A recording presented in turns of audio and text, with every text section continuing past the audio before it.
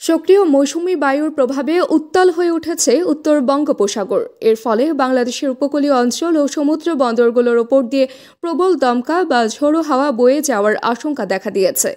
এই পরিস্থিতিতে দেশের 4টি প্রধান সমুদ্র বন্দর চট্টগ্রাম, কক্সবাজার, মোংলা ও পায়রায় 3 নম্বর স্থানীয় সতর্ক সংকেত জারি করা হয়েছে।